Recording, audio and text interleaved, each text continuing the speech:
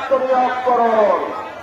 আসুন কাঁধে কাঁধ মিলিয়ে একটি সুন্দর বাংলাদেশ গড়ে তুলি।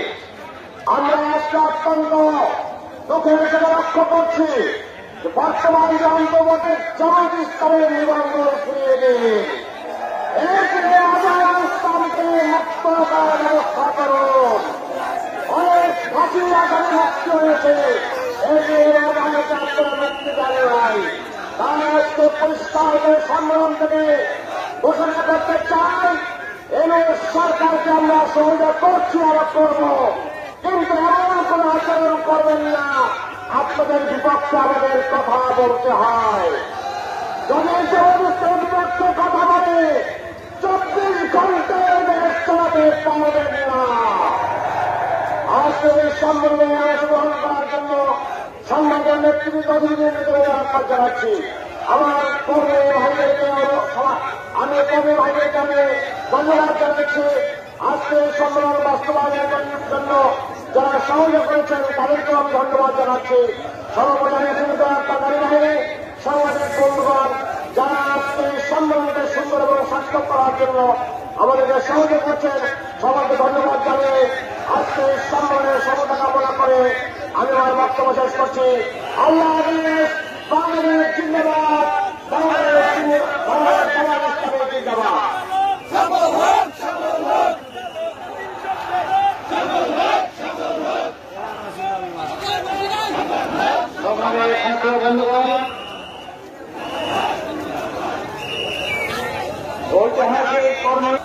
বাংলাদেশ জামাত ইসলামী ঝালকাঠি জেলা শাখার সংগ্রামী সহকারী সেক্রেটারি জনাব মাওলানা আব্দুল হাই বক্তব্য নিয়ে আসছেন। জনাব মাওলানা আব্দুল হাই।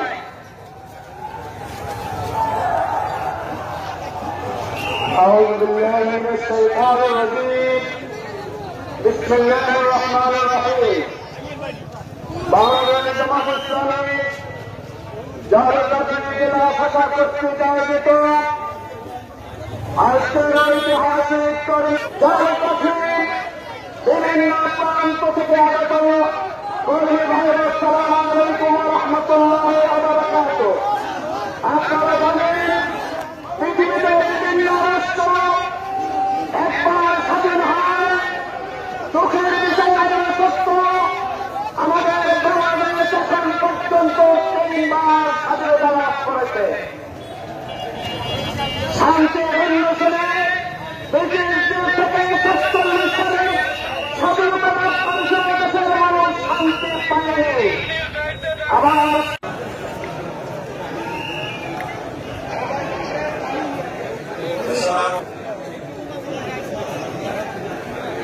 বাংলাদেশ জামাত ইসলামী ঝালকাঠি জেলা শাখার কর্মী সম্মেলনের সম্মানিত সভাপতি, আজকের সম্মেলনের প্রধান অতিথি বাংলাদেশ জামাত ইসলামের সিনিয়র নায়েবে আমির, ফিরিয়ে এনে তার বিচার করতে হবে। আন্তর্জাতিক ট্রাইব্যুনালে আমাদের নেতৃবৃন্দকে যেভাবে ফাঁসি দেওয়া হয়েছে, শেখ হাসিনাকে ফিরিয়ে দিতে হবে। এ ব্যাপারে আমাদের কোনো আপোষ নাই। আমরা আপোষকামিতা বিশ্বাসী নই। আমরা আমাদের নেতৃবৃন্দকে হারিয়েছি।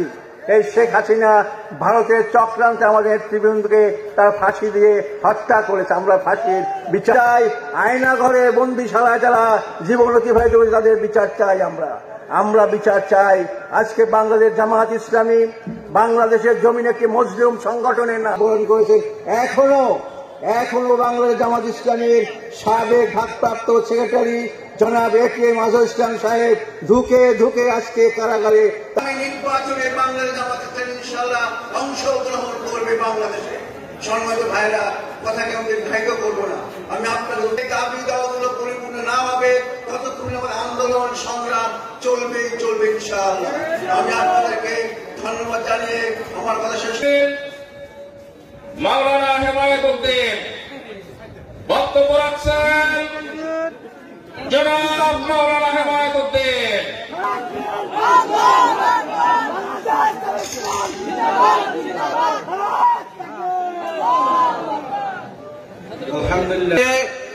আজকে আমরা সেই সম্মেলন করছি, তাই আমাদের স্মরণ করছে যাদের রক্তের বিনিময়ে সুযোগ পেয়েছি। মহান রব্বুল আলামিনের দরবারে লাখ কোটি শুকর আদায় করছি, আলহামদুলিল্লাহ।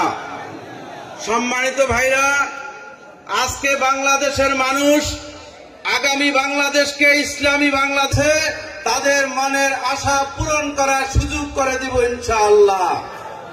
সম্মানিত হাজরিন, আমরা যদি প্রত্যেকে চেষ্টা করি বাংলাদেশকে একটি ইসলামী রাষ্ট্র হিসাবে উপহার দিতে পারবো ইনশাআল্লাহ। আল্লাহ আমাদের সবাইকে সে তৌফিক দান করুন। আল্লাহ আমাদের আগামীর বাংলাদেশ ইসলামের বাংলাদেশ।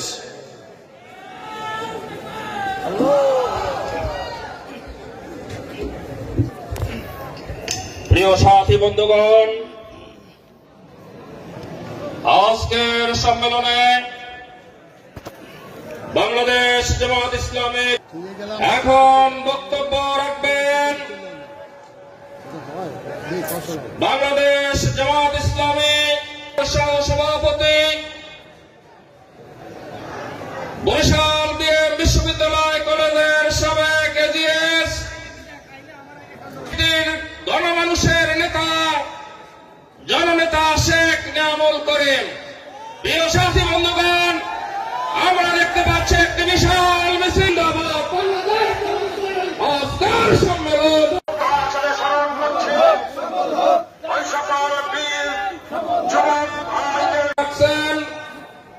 জনাব শেখ নিয়ামুল করিম। বিসমিল্লাহির রহমানির রহিম। বাংলাদেশ জামাত ইসলামী ঝালকাঠি জেলা শাখার উদ্যোগে আয়োজিত বার্ষিক কর্মী সম্মেলনের সম্মানিত প্রধান অতিথি, বাংলাদেশ জামাত ইসলামী পুরস্কারের সম্মানিত বিশেষ অতিথিবৃন্দ, সংবাদপত্রের সংবাদ কর্মীবৃন্দ এবং ঝালকাঠিবাসী, আসসালামু আলাইকুম ওয়া রাহমাতুল্লাহি ওয়া বারাকাতুহু। মহান রব্বুল আলামিনের শাহী দরবারে শুকরিয়া আদায় করছি